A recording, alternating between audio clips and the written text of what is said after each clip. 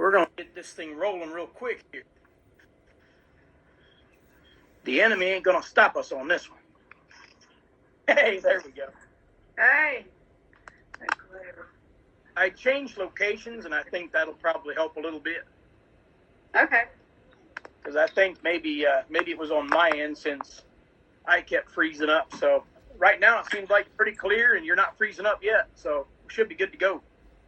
Okay. Awesome. Sorry.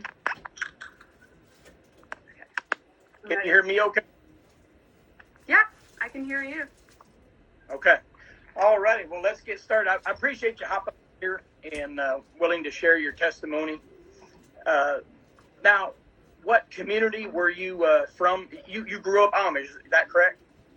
Yes. Okay. Yes. And that was what location? What was that? Where was that Amish community located at? Well, we lived in Geneva, Indiana at that time. Mm-hmm. So, around that area. Okay. People called us the Wangard Church. Okay. Yeah. Now, what was in your family? You have a pretty large family, or no? I have. Yeah, we're a pretty big family. I have. Let me see. I have a count then. I have like 6 brothers. Okay. 1, 2, 3, 4 sisters. Okay, so it's a pretty large family then. Yeah, it's a big family. Now, was your husband also from the Amish? Yeah, he was. I think he's shy.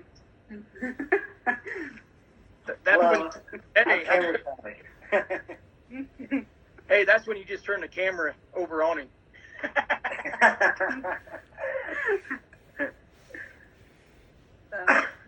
But yeah, I just sometimes I'm just fascinated with some of the different styles of Amish. I've interviewed so many of them.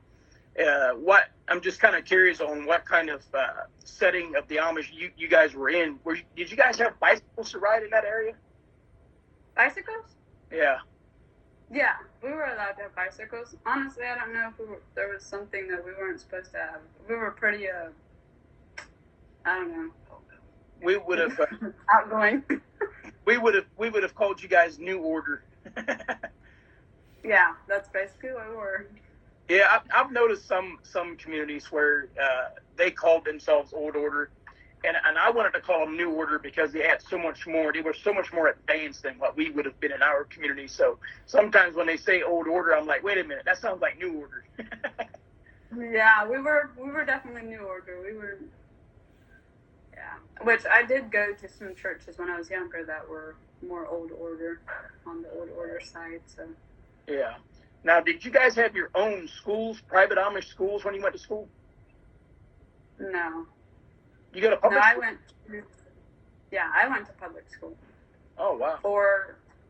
I went to Amish school for the first part of my school year, but then I finished the rest in the public school. Okay. Sorry, that glare is from the light. Is there a glare? It's like straight down my face. Yeah, there's a small glare, but it's not too bad. Okay. So where you're about center, that way everybody can see you. That's the glare. Can you see me now? Yeah, absolutely. Okay, awesome. Alrighty, so in this video, the main topic, I put it in the headline that you are a victim of sexual abuse. Is that correct? Yes. Okay. Yes, it is. Now, growing up and experiencing that, did it continue in a long period of time? How many years would you estimate that it happened? I'm not even going to begin to say ages because I'm not good on remembering what ages I was, but I know it started when I was just a young child and it went all the way up to, was I a teenager? I'm honestly not even sure, but it wasn't. I'm just going to leave it at that.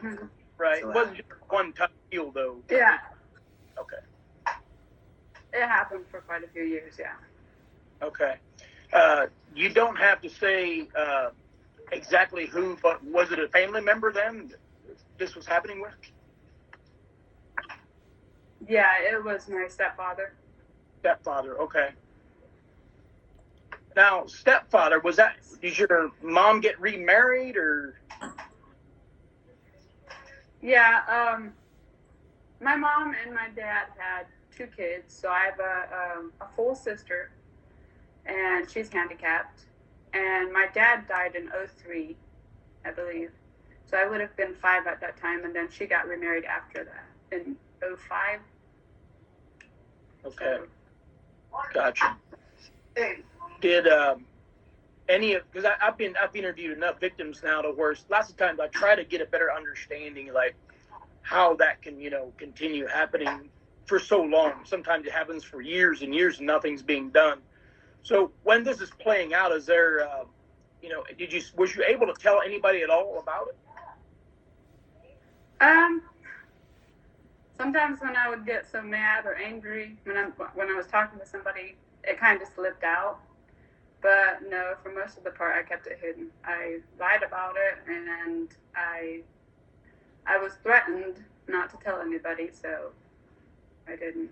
I was too scared and embarrassed, so I didn't. Some people called DCS on us already throughout my childhood because they, I don't know, probably had a hunch that it was happening, but I always lied. I didn't tell the DCS what was happening because, like I said, I was threatened, so I didn't feel comfortable telling anybody. But I did finally then tell my aunt something, and yeah, I guess I grew more bolder, if that's even a word, to talk about it. So that came out. But yeah, and then it was kind of an accident on how it even came out because I texted my one aunt a message that was actually supposed to go to my mom because I was getting fed up with everything at home. And well, my aunt and uncle then kind of had an inkling about what was going on just through that message that was accidentally sent to them. So they reached out to me and they got me help and stuff and told me I can go live at their house. So. Oh, okay. Well, that's good. So you did go and live with them after that? Yeah. Okay. Well, that's good. Yeah, I was very much appreciative. Yeah. Did anything get done in the church at all, or? No, that's normal, right? Got shoved under the rug. Yeah, I got shoved under the rug like everything else. So. Yeah, that's usually about 99% of what happens in most Amish communities. They usually want to protect the family name. Obviously, they don't want the Amish to look bad, so they'll do anything they can. And now, when you say you were threatened, were you threatened by the abuser or your mom? By the abuser. The abuser, okay. Like what might happen? I don't remember all the threats that he made, but I know the one threat he made one night was he told me if I told my mom that he would. This is a little too much information, but just to get the extent out there of what I went through. But he told me that he would make me suck his private if I did that. So yeah, I didn't. That was not something I wanted to do, obviously, so I kept my mouth shut for the most part. But my mom usually always knew when it happened because she could see I was crying or had been crying, and I didn't really want to talk about it and stuff like that. So she usually knew, like, she got the gist of it. But, yeah. just now, there's lots of times where the mother didn't want to believe it. Was your mom aware then and knew that it was happening?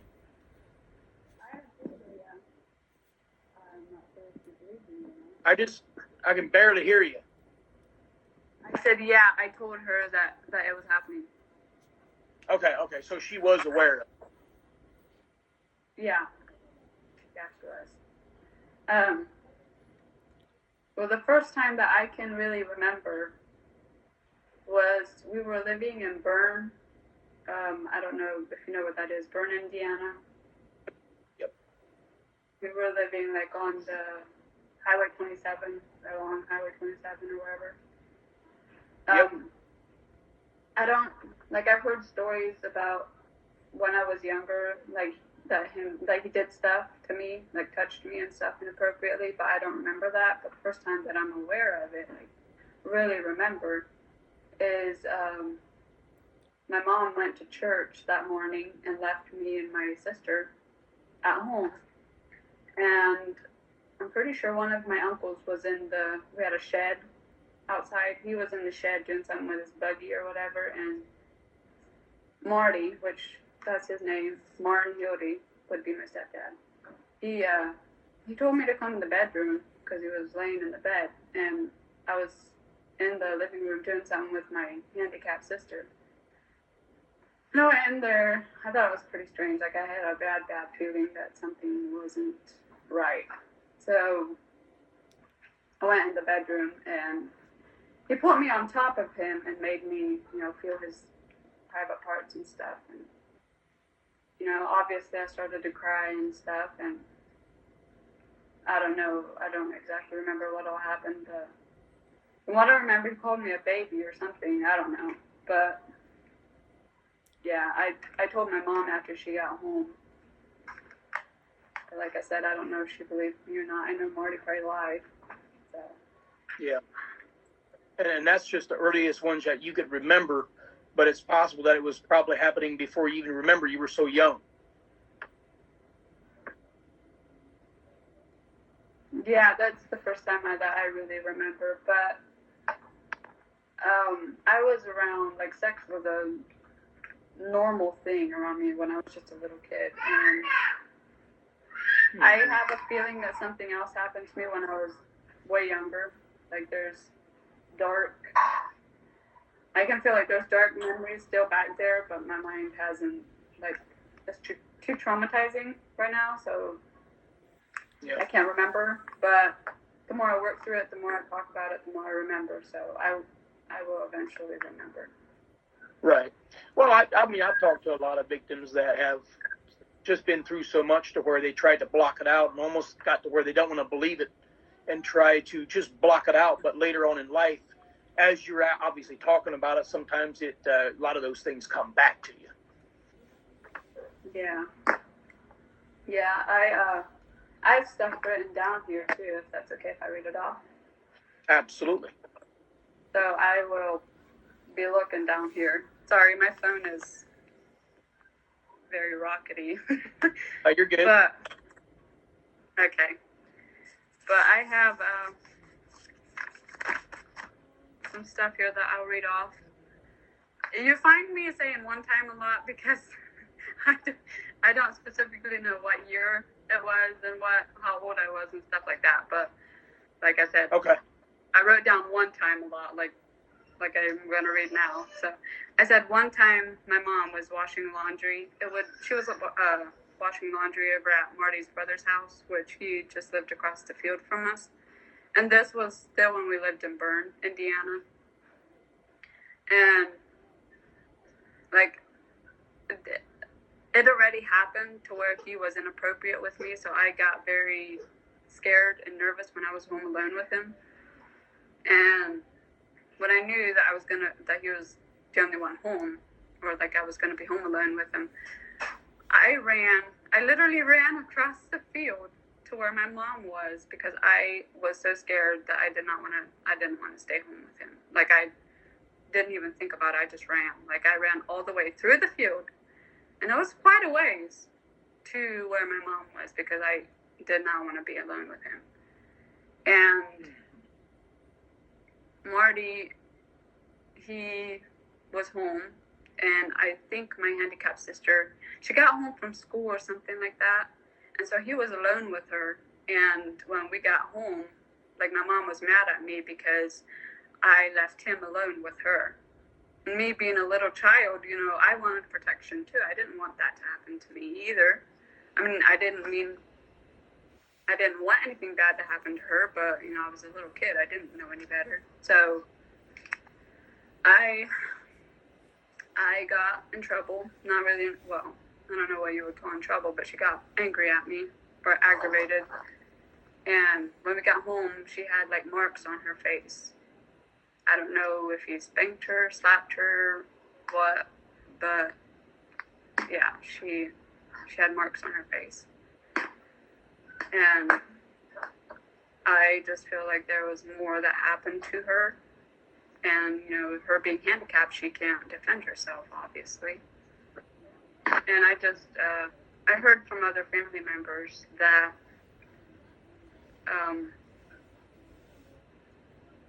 like we were at my grandpa's, I believe, or we were somewhere, and my handicapped sister was on the floor, and Marty came home from work or something. I don't know if we were staying at my grandpa's or what, but she was on the floor, and after he came home from work, he, for some reason, took her up the stairs with him, and like they heard her crying after he took her up there and closed the door. Like, excuse my language, but why the fuck would you not? Why would you just not let her on the floor where she was happy? Like, there was no reason why he would have had to take her upstairs with him. None whatsoever. And me being me, I'm thinking, why did you not go up there and see what was happening if she was crying? That's just, that gets me angry there every time. And, I mean, he did what he did to me, but if you hurt her like that, that just takes me to a whole another level of angry. But pretty much you could say that you were not the only victim then. No, I do not believe I was. My brothers got treated somewhat the same. I don't know. Yeah.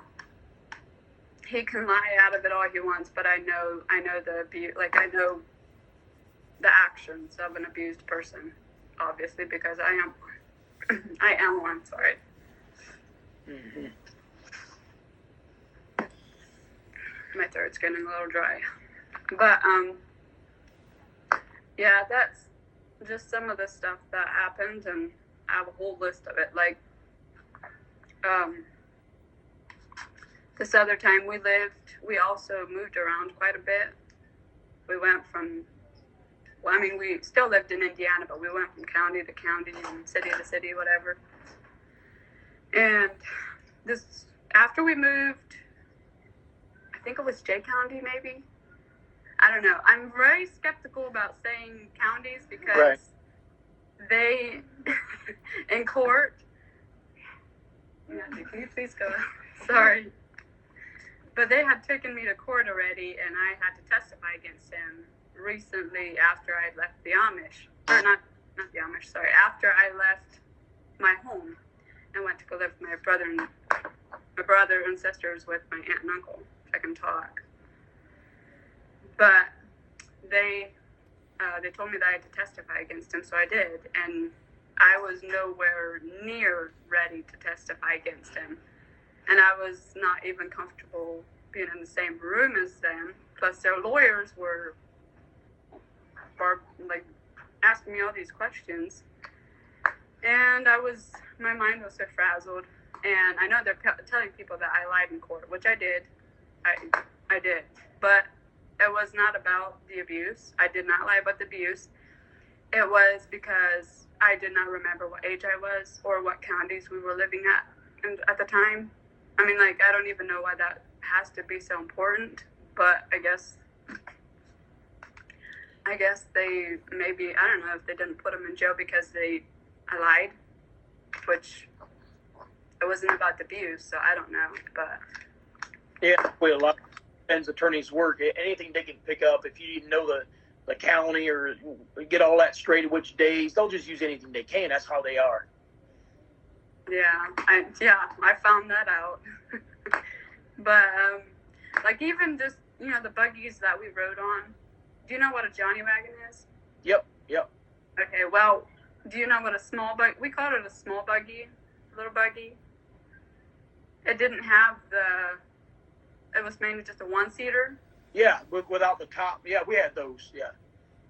Okay, well, we had a one-seater buggy, and I sat in the front with Mom and Marty, and Marty was sitting in between us because he was driving her. Or then, yeah, I think he was driving.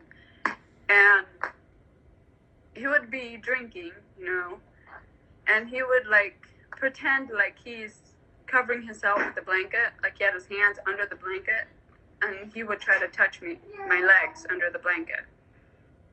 Like, why? I don't know why I got so angry with him. He did not treat me like a daughter, like a father should treat a daughter. He treated me more like a sex slave. And it was like that, like driving in a buggy or riding in a car with him where I had to sit beside him. He would try to touch me inappropriately. Yeah. And like I said, I would get so aggravated and angry at him. And there was other times just where the rape or molestation would usually happen when Mom left me home by myself with him. Mm-hmm. Or the kids and me home by ourselves with him. But as the years went on, he grew bolder and would do inappropriate stuff even while she was there. So, I remember one time I came home from school and we had left Bern. We were living in a different area at this time. And Mom wasn't home. I don't know where she went. But Marty was there and he was watching TV. I think he was watching a doctor show on TV. I don't know why. But he told me that to come to him. And then he put me on his knees. And he was giving me a massage. But he was massaging my behind, my butt, which doesn't make any sense. But it's just stuff like that. Like he was working, I think he was working himself up to actually rape.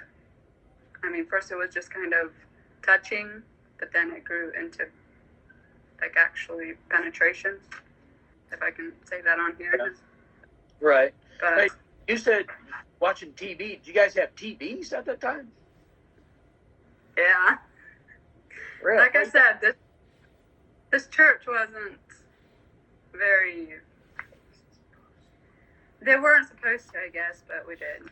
I guess we were kind of rule breakers, is whatever you want to call us.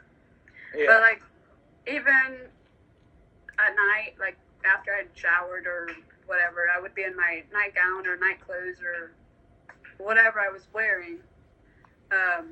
He would whistle at me, how a man would have lustful thoughts, at a woman. Well, he would treat me like that. He would whistle at me like he thought I was an attractive young girl, and I was little. Why would you whistle at a little girl? How could you even have lustful thoughts about a little girl? And me being his stepdaughter, I mean, that's just sick in my opinion. Yeah. But yeah, it was crazy. Well, he was certainly supposed to be a dad. One time, my mom and... Go ahead. Can you hear me? Sorry, I didn't hear you. What did you say? I said, yeah, he was supposed to be a dad, and that was supposed to protect his daughter. Yeah. Well, after he started touching me inappropriate and being inappropriate with me, I absolutely hated the thought of calling him dad. I did not want anything to do with even calling him dad. So I just call him Marty, and I have ever since I was younger. I despised calling him dad, or I didn't want anything to do with him. So right. That's the reason I don't call him dad. And he never adopted me, so I don't know what you would call him. I guess he was just a guy living with my mom. I don't know. Yeah. But Yeah, he would take me on jobs with him because he did construction. Sometimes he would take me on little jobs, like to do roofs or remodeling or whatever it was. And I remember this one time he went to this old lady's house to do something in her house or something. And he took me with. And I was terrified of being there by myself. Well, the old lady had to leave. She had to go somewhere. And I was absolutely terrified inside. Like, the fear inside me was humongous. I did not want anything to happen, which, why would I? But he told me to go out to the barns with him. Her barns. She had barns back there on her property. And I was like, kind of glad because I had my monthly at the time. Sorry, that's very TMI, but I for sure figured he wouldn't do anything. And lo and behold, he still had to do something. Still had to molest me. And I was like, I mean, he had no limits. It just, anytime, anywhere, pretty much is what it seemed like. Mm-hmm. And it's just little stuff that I remember, like my mom and my uncle going somewhere with the buggy. I think they went to town and they left me there alone with him again, and my brothers and sisters. And my mom had told me to take my handicapped sister outside, I believe, or something like that. Like, she told me to do something, so I went to go do it. And I was like, yeah, I don't want to be in the house with him. So I went outside. And he told me to come in the house with him. And I knew what he wanted. So I had to go back inside. And, yeah, so he could molest me. It was like that fear, the fear that I felt. I hope and pray that which I know their children are still going through this, but I wouldn't wish that on my worst enemy, honestly. Mm-hmm. But there's another time we were living in Geneva, I think at the time, or at that house that they live at right now. They still live in the Geneva area. But I was alone with him again. My mom, again, went somewhere. But my uncle was with us this time. And well, Marty told me I had to go outside and water the horse, give the horses water, or the horse. We just had one or two horses. I'm not sure if we had the pony yet or not, but he told me to go outside and give the horse some water, so I did. I went outside. It was dark. And, well, he insisted on coming with me, so I was like, I can get it by myself. And, no, he had to go with me. So he came, and he carried the water out there. I knew what was going to happen. And, yeah, he put me on some hay bales, and of course I was crying. I didn't want to do it, and he did it anyway. And in my mind, I'm thinking, I was crying. I didn't know what to do. And well, after he was done, I was scared that I would get pregnant. And he, right in front of me, he masturbated. And then he ejaculated, obviously. And he said that is what babies that's what makes babies. Basically, his ejaculation is what makes babies. And I was like, I had never seen that before. And I was so grossed out. And it's just, it just made me so mad. And then my mom would come home and she would see that something was up. And I about knew, she knew what was going on. She would go out and talk to him or whatever they would talk about, but then nothing would ever get done about it. I would always have to lie about it. I would always keep it hush-hush and stuff like that. Like I said, he threatened me, and I don't know what all, but it was a sickening time. Yeah, I just wish But there had then been other. sometimes, Yeah. A lot of people said that they suspected something was going on, but then nobody. I shouldn't say nobody ever did anything because people did call DCS, but I don't know who. They called DCS on us a couple times, and that didn't really help either because I never told them the truth anyway. I just lied out of it. And, like, if we would be at home, he would tell me to give him back massages or, whatever kind of massages he needed. And he was laying on their bed, and they had a TV in their bedroom, and Mom would be sometimes sitting right beside us. And in my mind, I'm thinking maybe that's the wife's job to give the guy a massage.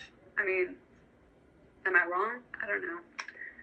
But, like, especially the kind of massages he wanted. Right. And sometimes he would only be in his underwear and, like, you could see his private parts. I would get so angry. It was just a lot of inappropriate stuff. Like, I found porn magazines laying in the house. I found, like, sick stuff like that. And, like, my mom would often complain to me that he's texting other women. And I don't know, I guess they're saying that, or he's saying that I was the reason for their marriage problems.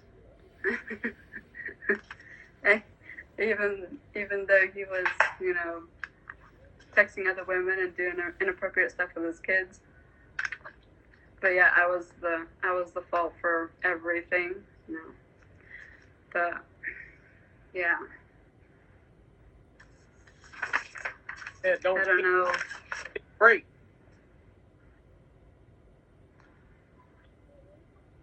What was that? I said, it don't seem like you was able to get a break. It just continued and continued. Can you hear me? Yeah, I can hear you. Can you hear me? Oh, yeah. Yeah, I had really no... Yeah, I can hear you. It's got a major Okay. delay. I can hear you if you want to continue. Okay. I was just going to say that I really had no freedom growing up. I had to babysit my brothers and sisters a lot. And, like, if Alvin, which was my boyfriend at the time, or, I don't remember what age we started dating, but if he would ask me to come with him to do something on weekends or whatever, I wasn't allowed to a lot of the times or then I couldn't go until later that night after they had come home from shopping or whatever they had to go. So I had to babysit those kids, like, every weekend, throughout the week, whatever. I was basically their slave. So, and I had asked, or I seen somebody said something that Marty was saying that, blaming me for something or I did something to my brothers and sisters. And I personally called them and I asked them if I ever did any harm to them or ever did anything bad to them. They said no. So I don't know what he was talking about, but I know I wasn't a saint. I wasn't the greatest person growing up. I don't like the way I was when I was growing up. But, I was a kid. I was trying to learn my way in the world. Did I have good influences around me? Not at all. Like, I had no good people to show me, how to do what is what and how to do stuff in life.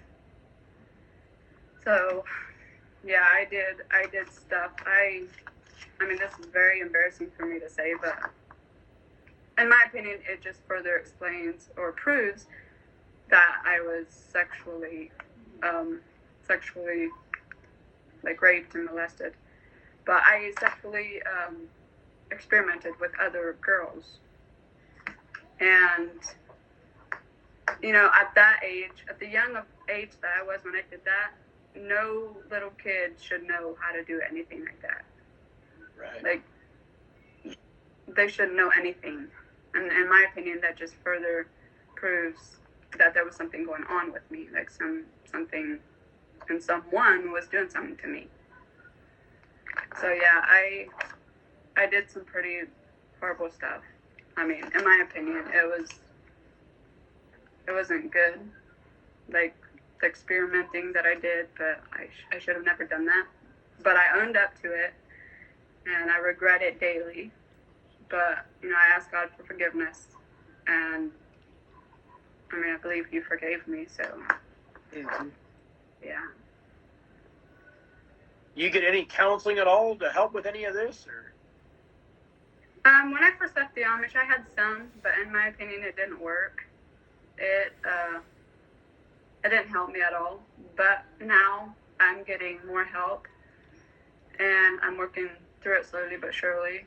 And as I talk about it more and more stuff comes up, and then I can heal from it too. So it's just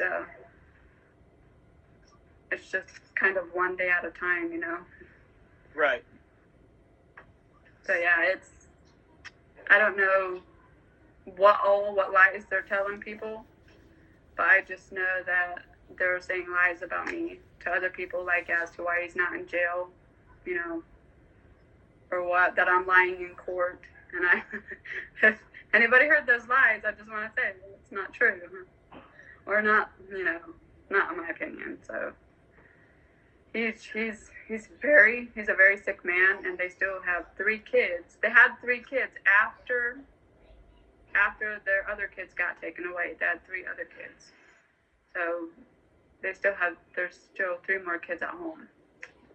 And in my opinion, if he's done it for so many years, like, there's a good chance he's doing it to them too. Right. I don't have evidence, and there's also, in my opinion, I feel like the cops in Wells County, the DCS, that area, I feel like they were paid off or something. Like, there's no reason why he shouldn't have been in jail, or like more stuff should have happened with him. Right. But there's definitely no. I don't have any evidence. I don't have proof, but it honestly wouldn't surprise me. Yeah, there's no reason why a monster like that isn't locked up. I mean, still free is just mind-boggling to me. I did not hear what you said. Yeah.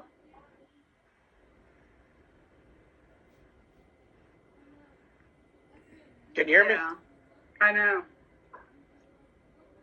Yeah, I can hear you. All right, there you go. We good? Yep, we're good.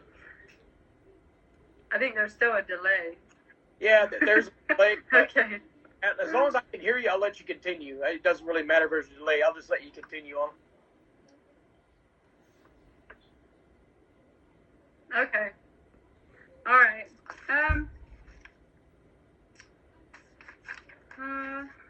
I have more notes here. Sorry, I'm just looking. You're good. Take your time. Okay. Like sometimes we would go to, or I shouldn't say sometimes, but this one time we went to my aunt and uncle's. They lived, it wasn't burned, but out in that general area. And of course he was drinking. Him and my uncle were drinking, and I went out to the barn, and they were out there alone. And I don't know what I went out there to do, but he told me to come see something in a stall or whatever in the barn. I was like, no, because I know what he wanted.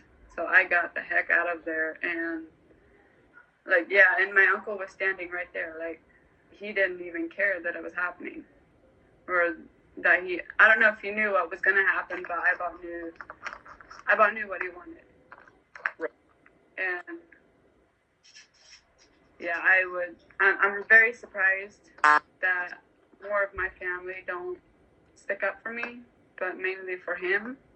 He has a lot of people standing in his corner. And his mom even actually sent me a letter. And it wasn't a very pretty letter. They were saying that she forgives me for all the sinful stuff I did. But yet her own son can't man up to what he did and be an adult about what he did. So, Right. yeah, It's stupid. So, yeah, I think I've said pretty much everything I've written down, but I'd given them chances, multiple chances, to come back into my life even after I left the Amish, because, you know, in the Amish, you're supposed to forgive and forget, you know, just brush everything under the rug. So that was hard pressed in my mind. So I was like, okay, yeah, I forgive him. I told him I forgive him. I'm pretty sure I even said I loved him. But looking back, that was all a lie. I had not forgiven him, and I certainly did not love him. And I might get judged for saying that, you know, because me being a Christ follower, I should, you know, love people. But the Bible says to forgive our brothers and sisters in Christ. And as far as I know, he hasn't ever accepted Christ. So what does that tell you? I mean, yeah, do I know that forgiveness is important? Yes, I do. But I'm slowly but surely coming to that point of forgiveness. And in my opinion, if you try to force forgiveness onto somebody, it's never like true in your heart. You know, and doesn't God want an honest answer, an honest truth? Right, absolutely. And well, right now, my honest truth. Yeah, my honest truth is I have not forgiven him yet. And I do not. I don't know when that will be, but when I say that I forgive him, I want to truly mean it. And if I would say that right now, I would be lying. So, yeah, I may get judged for saying that because, yeah. Well, I think you know, getting counseling even this many years later, I think is very important. There's a lot of victims I've interviewed that are still getting help to try to deal with those pains. I mean, that's a wound, and by the way, that's also PTSD that can haunt you the rest of your life. But yeah, I think counseling is great, and it sounds like you got a great husband that's also there for you to have your back. Yeah, he's been very supportive. That's good. But I know there's a lot of stuff that I didn't go in, that I didn't say yet. But I know you had a limited amount of time, and we would probably be here for a while if I said everything. Well, maybe we can do another one some other time or something and share the rest. Yeah, definitely. I know I get triggered by just little things like the smell of somebody or even carpet, like the look of a carpet. It's just odd things like that trigger memories. So maybe I'll remember more as time goes on. But I've definitely remembered a lot more. So right, it's been good. Well, hey, I appreciate what you did share. I appreciate you getting on here because I think that's the beginning of getting over the hump and trying to heal is get it out there and talk about it, because the biggest danger is when you try to keep it in, you think you're strong enough to deal with it. Mm-hmm. That's dangerous. Yeah, it is. And I didn't even want to do this video because I was very nervous, but I pressed into the fear and I did it. And I know I felt better after the first video that we did, but yeah. You know. Well, hey, I appreciate it very much for hopping on here with me. And remember, we can always do a part 2. We can hop back on here. If you get more that comes back to you and you want to take notes, we can always do another one. Okay.